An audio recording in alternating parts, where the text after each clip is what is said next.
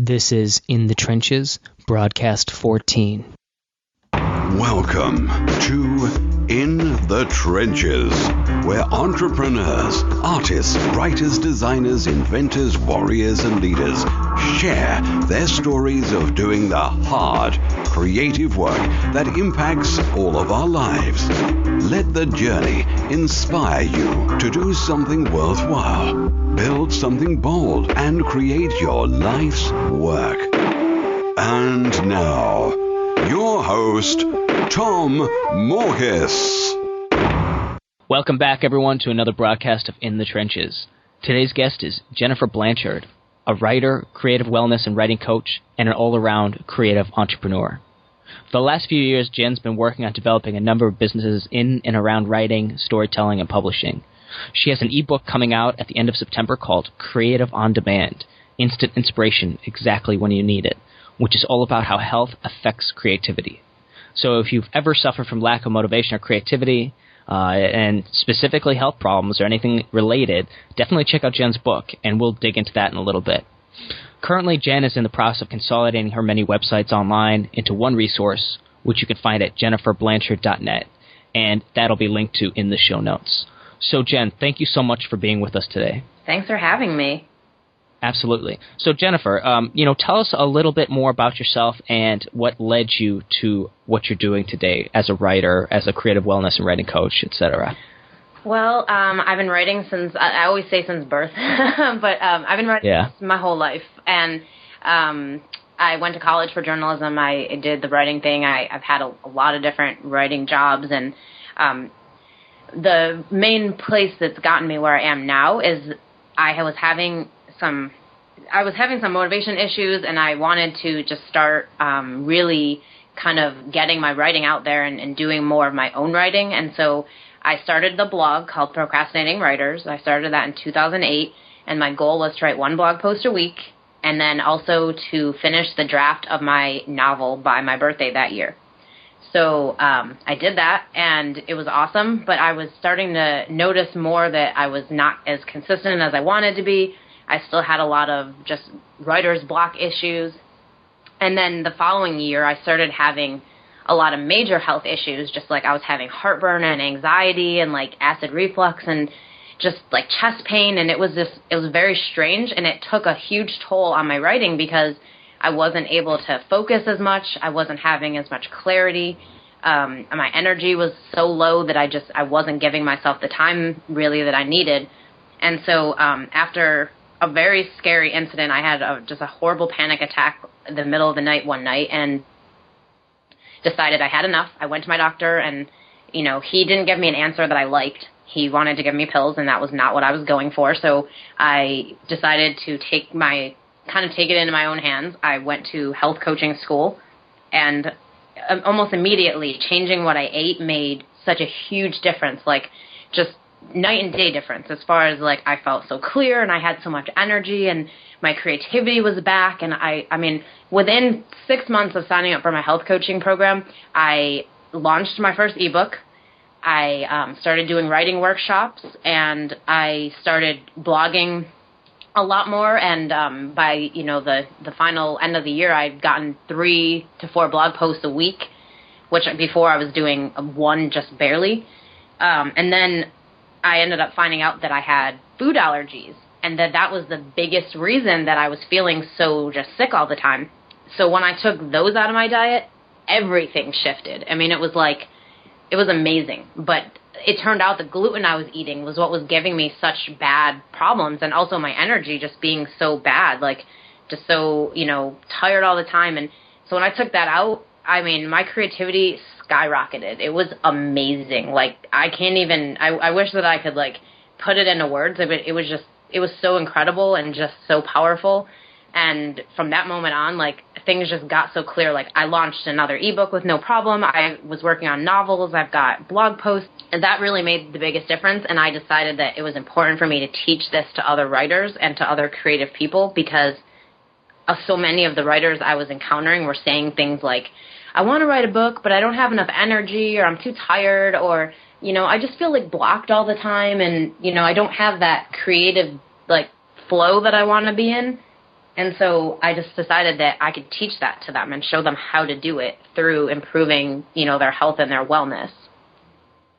Sure. So I'm curious, do you have a particular diet that you've created or one that you promote in terms of, say, like, oh, I'm a big proponent of like paleo or something like that? No, not really. So I do think that people should get off gluten just because gluten is it causes so many health problems, and especially since our society is literally putting gluten in everything now. But I don't think that there's one specific way that you should eat, because I feel like everybody's body is different and they all need different things. So, taking gluten out for me made a huge difference with my creativity. But maybe for someone else, it could be just changing stop eating junk food, or it could just be, start eating breakfast every morning, just something that gives them more energy. It could just be a small shift like that, not necessarily having to change everything. So I don't really promote a specific type of diet. I just think people should find what works best for them.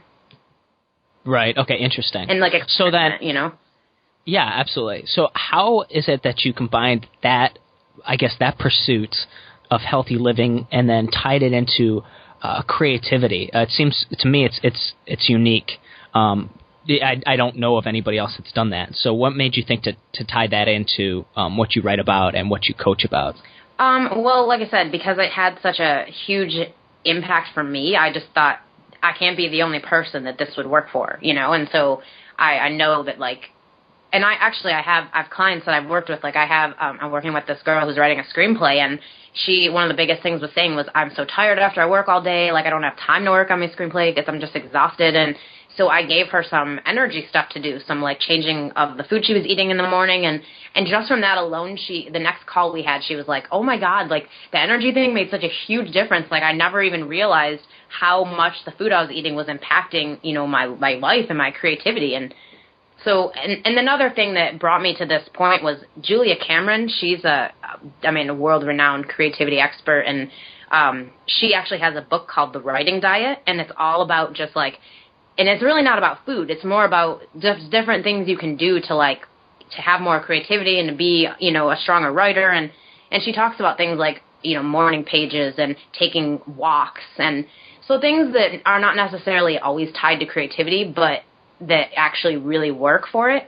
So I like to think of myself as the modern day Julia Cameron, because she kind of came of, popularity along, I would say at least a decade, if not more than a decade ago. So I think that she's, another thing that really brought me to this idea that creativity and health do have a connection.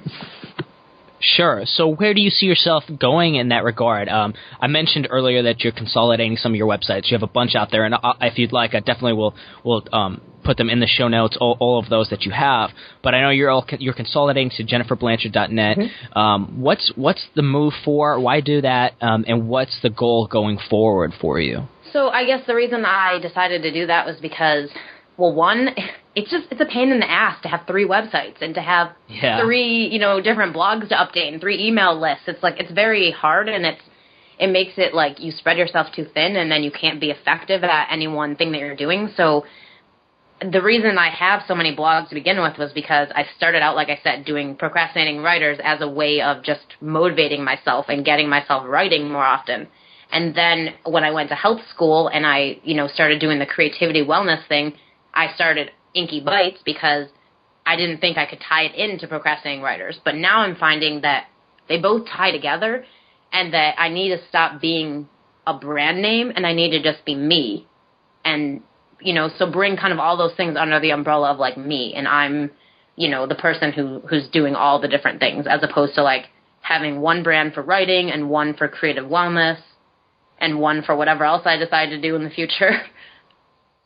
Mm-hmm. So, yeah, I guess going forward, my goal is to just have everything all on one site so that I don't have to send people to a million places to see, what I do and to learn about how they can improve their creativity and their writing. And then also just so that when I have other things I want to do, because I'm actually what you would call a multi-potentialite, which is just a person with a lot of interests, a lot of hobbies, and a lot of skill sets. And I feel like I should be able to do all of those things together. I don't have to keep them separate anymore, So I guess my goal going forward is just having one place for everything that I do. Sure. And I definitely want to ask you about your upcoming book, but before I get to that, I'm curious about the transition from being an employee to being self-employed, being an entrepreneur, essentially, especially in the world that you're in, as far as writing is concerned. Can you tell us a little bit about that transition? How was that for you? Sure. So I guess I'm just like everybody else growing up. I was told you go to college and then you get a job. And, my family is all people who've done the same job for 20, 30 years. And so I always was like thinking that's what I had to do. But when I got out of college and I started working, I realized like, this isn't what I want to do. This sucks. Like, I don't want to have to be in an office every day and commute to get there. And especially because I was an online worker, I was doing so much online stuff. I was doing online marketing and online writing, social media. And I'm like, I have to commute an hour and 15 minutes each way to go sit at a desk and do the same thing I could do from home and do it better and faster, So that kind of got in my head about maybe I need to just like work from home all the time. But then I realized it's about more than working from home. It's about control. It's about freedom. It's about me being able to do what I love every day and not have to answer to anybody. And so, I got myself psyched up to quit this job I had, and I was ready to do it. This was, I think, May of 2011. I was ready to quit this job, and so I put my notice in, and I alerted my bosses that I was going to leave, and then I chickened out, and I ended up taking a higher-paying job at another place, and that, I would say, cemented it for me. So I just found out that, like, I don't want to do this anymore. I don't want to work for somebody, and I don't want to have to push somebody else's product or somebody else's belief. Like, I want to do what I believe and what I think is what I'm here for to do in this world. So, let's say January 2012, I rolled into work after a vacation from being off for Christmas, and I pulled in the parking garage and literally just started crying out of nowhere. And I didn't even know what triggered it or anything, but I just told myself, when your job makes you cry, it's time to say goodbye. And so I set a quit date of May 9th, and then actually within 2 months, so March 20th was my final day working in a corporate job. I'd had enough. I was out.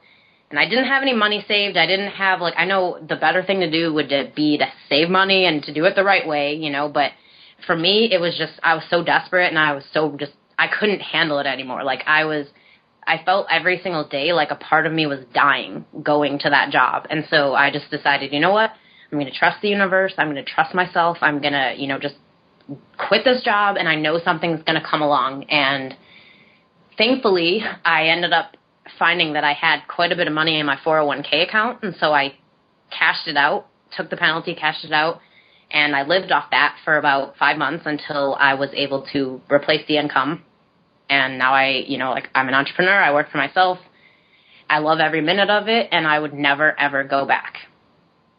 Yeah, I'm curious. Yeah, no, that's awesome.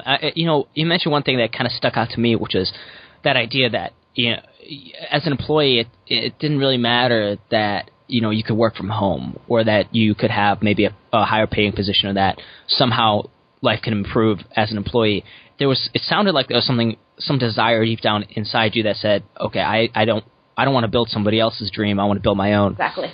Can you touch on that a little bit? I'm kind of curious about that. Sure, just like on the dream, you mean, or on just about the desire to build your own way, and to build your own path. So I was a marketing person, and I was pushing a lot of products that I didn't believe in, that the company I was working for was doing a lot of shady stuff and just really unethical, and I felt just so uncomfortable doing that, and it made me realize I'm not here to, sell some other company's product. Like, I'm here because I, have these skills and these things that I want to do, and it's like I had this desire to help writers and to help people who want to write, and to just drag out the stories that are inside of people. Like, I just wanted to help them do that however they needed that help. So whether it was, improving their creativity, or whether it was just teaching them how to sit down and put the words on paper, whatever it was they needed, I felt this calling to just to help them do that and to make it happen, because, I needed that help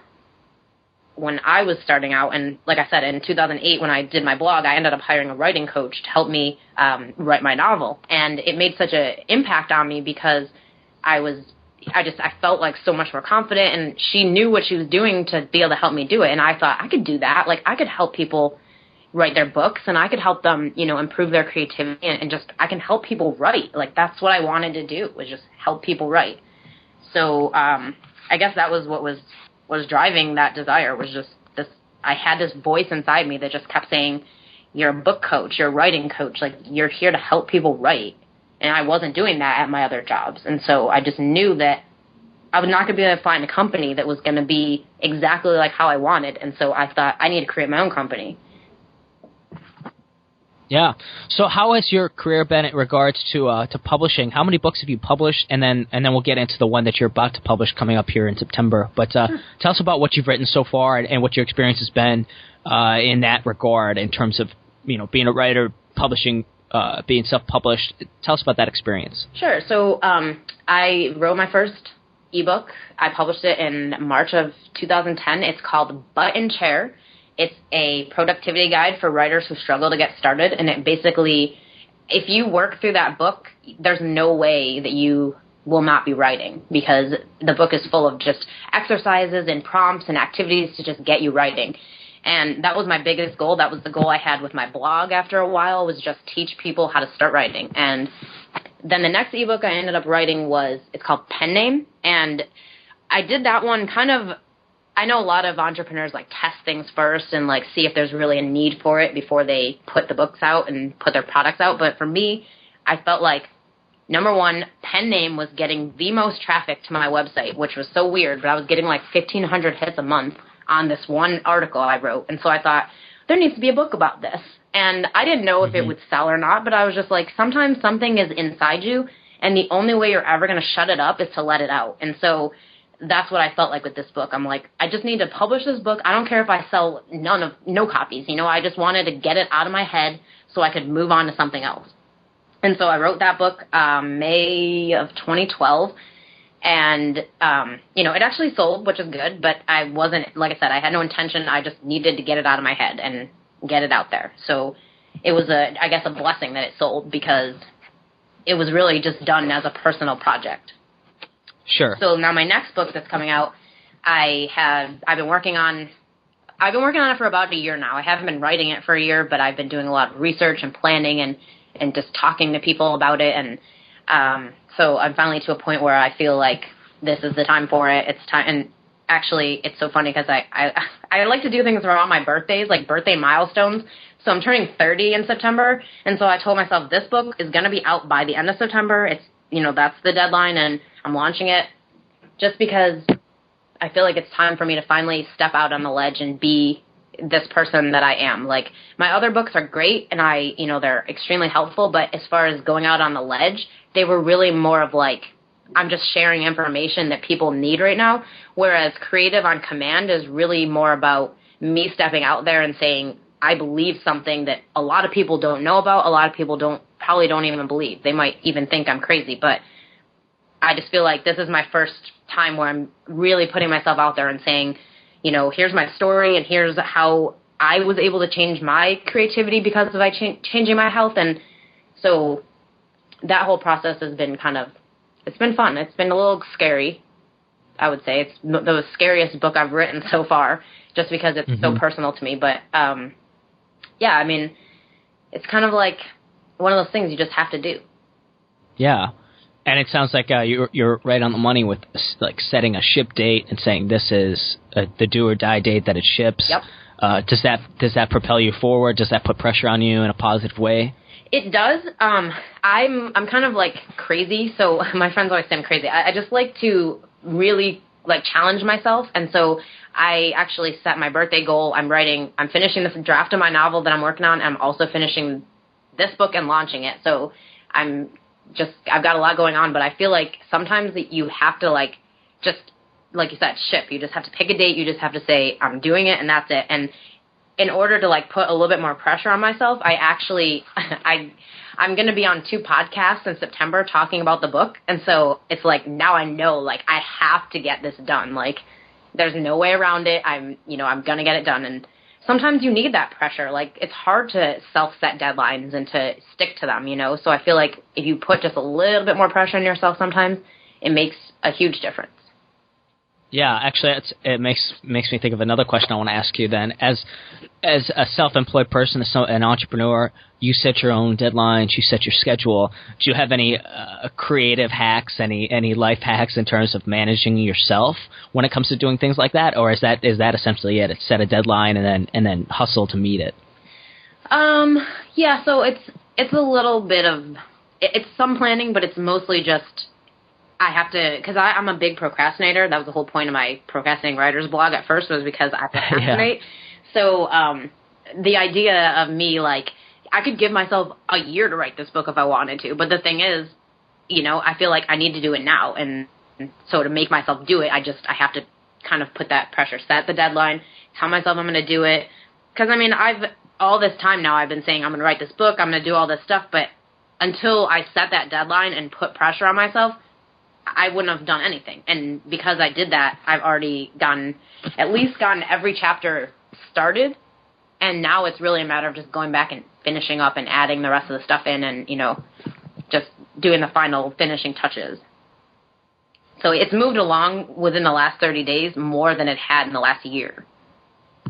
Mm-hmm. No, that's how it is, isn't it? Mm-hmm. That's what I've noticed. Yep. I'm the same way in a lot of ways. I will bite off more than I can chew, but I found that in a lot of ways I need to, because it forces me to, I guess, take action and finish things, especially the ship date. And my friends are always like, you're so crazy. Why do you have so much stuff going on all the time? And I'm like, because if I didn't, I wouldn't get anything done.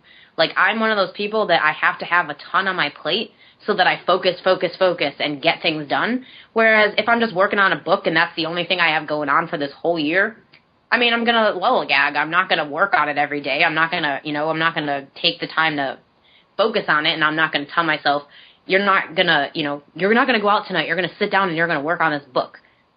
I don't have that when I'm only working on one.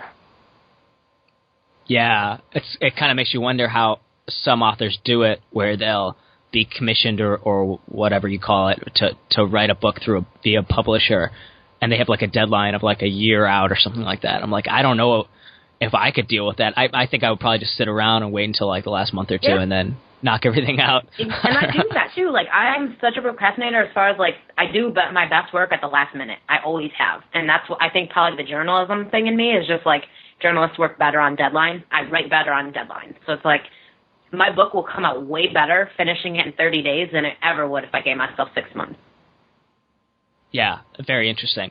Cool. So what is your, goals as far as publishing it, in terms of, you hoping for a certain number of sales? Are you hoping for a certain number of, because I'm curious from a standpoint of somebody who's self-published myself, and then having a bit of success with it, and then saying to myself, wow, maybe this next, whatever next project I work on, it'll be even bigger. And then kind of, how do you, I guess, how do you think about that? What are your thoughts on that in terms of like setting goals that are kind of external to yourself, in terms of, kind of out of your control, I guess, but I think you get what I'm getting at. How do you manage those expectations, and what are your goals with that in terms of reach and things like that? So my biggest thing is that I always try not to expect I try not to have expectations. I try to go into things as what I call passionately detached.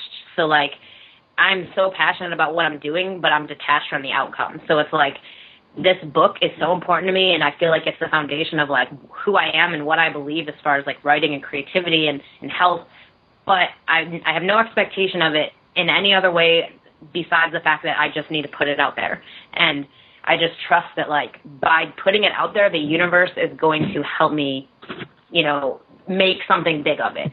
And I have a launch date, I have a launch plan, I have, like I said, I have some podcasts that I'm doing, I have some marketing stuff, but which obviously if you're going to launch a product, you have to have that. Otherwise, why are you bothering? But at the same time, I have no like number in mind. I don't have like a number of books I want to sell or a number of money I want to make. I just want to get that idea out there. I just want to start selling people on the idea of health and creativity and how they tie together. That's what I want to do. And so, if I sell 10 copies, if I sell 10,000 copies, I'll be happy just knowing that there's people in the world who are going to get this information, and it could change their life as much as it's changed mine. Yeah, very interesting. Very cool. So I'm curious too, again, as As a writer myself, to a degree, I say to a degree because I struggle a lot to write. Like, it's really painful for me to do it. Is that how it is for you, or is it pretty? Is it pretty easy for you to get started, to write, to get stuff out there? I'm curious because I'm personally curious because I wonder if I'm really a writer, or if no, I'm not really a writer, but I hustle through it and I figure things out. I figure it out, and I'm not naturally a writer. I just hustle to make it happen. Wait, you have a book out? I bought your book, so you are a writer. Yeah. So that's the thing. You are a writer. Don't say you're not a writer. You are a writer. And I think a lot of people don't look at themselves that way because they don't consider themselves, like, traditionally, I'm so good at writing. But, like, if you wrote a book, you're a writer. So don't downplay that, it's a huge thing. Mm-hmm. But as far as so when I was first starting out, my writing was not consistent. It was slow because I was having so many blocks and stuff. Now, because I have such clarity and I cultivate my creative well. So I nourish it every single day. I do morning pages. I do, morning meditations. I do outlines. Like, I plan my stuff out before I write it. Like, I do all the things that will keep that well full. So that way, when I need something creative, when I have to sit down and write, I don't feel stuck because I've set myself up to have that creativity just unleash itself. Okay, cool. Okay, very interesting. I've really enjoyed this conversation, Jen. Yeah. And I'm curious if there's anything else that you'd like to put out to the audience, ways that they can get a hold of you or shout-outs or anything like that, and I'll definitely make sure I annotate it on the show notes. But anything else you'd like to put out there? I think you said my website, jenniferblanchard.net. You can find me on Twitter at Inky Bites. Right now, I don't know if I'm going to change that or not because when you change your handle, you kind of break all your links, so I'm probably just going to leave it. Facebook.com/Jennifer Blanchard Coaching. I think that's all my links out there right now. But yeah, I guess I just want to say to people, everybody has innate creativity. We're born with it. And there's no way that you can get around that. We are creative beings. We were created and we are creative. So it's not a matter of you are creative or you're not creative. It's a matter of some people take the time and deliberately cultivate their creativity and they nourish it. And some people don't. That's the only difference. Otherwise, every person is creative. So, I would say go out there and find ways to nourish your creativity, whether it's just, writing something or it's creating something, painting, drawing, it's writing a song. Anything you can do. It's even cooking. Like, anything you can do that's creative, just do it because that is going to help you get better. I could not agree more. Perfect message, and it's totally what I believe and what I write about, and absolutely resonates with me. So thank you so much, Jen, again, for being on the interview. It's great to have you here, and let's stay in touch and keep doing great things. Yeah, you too. Thanks so much. And that wraps up In the Trenches, broadcast 14. If you're interested in the show notes, just go to www.tommorkes.com/broadcast14. And that's the number 14. Thank you so much for listening. I hope you enjoyed today's broadcast. If you did, I'd really love it if you would leave a rating and review in the iTunes store. The more ratings and reviews the show gets, the more people it will reach. So thank you so much in advance for your support. As always, this is Tom Morkes. If you're listening to this, you are the resistance. Thank you for listening to In the Trenches. Your creative work doesn't stop here. Join the resistance, the small but growing army of entrepreneurs and artists putting a dent in the world at www.tommorkes.com. Never fight alone. Join the resistance.